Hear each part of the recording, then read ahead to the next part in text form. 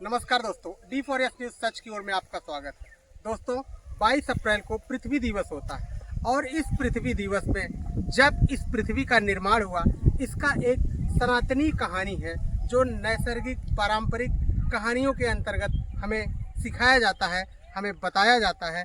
आज हम उस कहानी को आपके बीच रख रहे हैं और ऐसा माना जाता है कि इस प्राकृतिक चीज़ों को जब ब्रह्मा ने बनाया और इन प्राकृतिक चीज़ों को जब क्रिएट किया, पर्वत, पहाड़, नदियाँ, कलकला हुए झरने और ये सुंदर सी वादियाँ, जब ब्रह्मा ने इन सब का निर्माण किया तो इन सब निर्माण करने के बाद मनुष्य इस पर कभी भी ध्यान नहीं दे रहा था। वह सिर्फ कमाने और खाने में व्यस्त था और वह सिर्फ यही सोचता था कि हम किसी तरह से कमाएं और फिर खाएं। वह कभी इन पर्वत, पहाड़ और नदियों को नहीं देखता था, प्रकृति की वादियों को नहीं देखता था, प्रकृति में आनंद नहीं लेता था। तो ब्रह्मा ने जब इस प्रकृति को बनाया तो वो सोच रहे थे कि आखिर मनुष्य इन प्राकृतिक वादियों पर ध्यान क्यों नहीं दे रहा है, इन प्रकृति के चीज़ों से जुड़ क्यों नहीं रहा है। इससे वे बहुत चिंतित थे। तो उनके पास बैठी सरस्वती ने कहा कि इसकी समस्या का समाधान मैं कर सकती हूँ। व्यक्ति जो है इन पर्वत, पहाड़ और नदियों को देखना शुरू कर देगा और इनमें आनंद लेना शुरू कर देगा। तो उन्होंने कहा कि बताइए किस तरीके से आखिर इन पर्वत, पहाड़ और नदियों में व्यक्ति आकर अपना एक सुकून खोजेगा, व्यक्ति इसमें खुशी महसूस करेगा, आखिर ऐसा कैसे हो सकता है।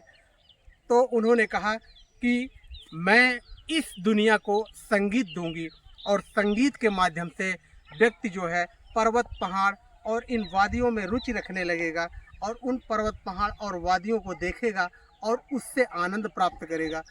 जैसा कि आप जानते हैं, कहा जाता है कि music is the food of heart.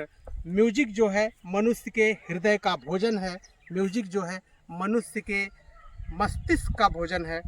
और जब सरस्वती जी ने म्यूजिक दिया, संगीत दिया और उन संगीत के माध्यम से पर्वत, पहाड़ और नदियों को दर्शाया जाने लगा, उनके बारे में वर्णन किया जाने लगा, तो लोगों ने पर्वत, पहाड़ और नदियों को देखा और उन पर्वत, पहाड़ और नदियों और वादियों में अपने आप को खुश महसूस करने लगा और अपने आप को इन पर्वत, पहाड़ और इन वादियों में और नदियों के समीप जाकर के वह आनंद प्राप्त करने लगा। आप हमारे पीछे की तरफ से देख रहे हैं कि हमारे पीछे बहती कलकल करती गोमती नदी, जो कि यह गोमती नदी का सुंदर दृश्य है। और इस गोमती नदी के दृश्य को हम आपको अपने कैमरे के माध्यम से दिखा रहे हैं और हम चाह रहे हैं कि आप भी इन पर्वत, पहाड़ और वादियों का आनंद लें। कभी आपको मौका मिले तो आप कुछ क्षण के लिए एकांत जगह में बैठ करके नदियों के किनारे अपने आप में चिंतन करें।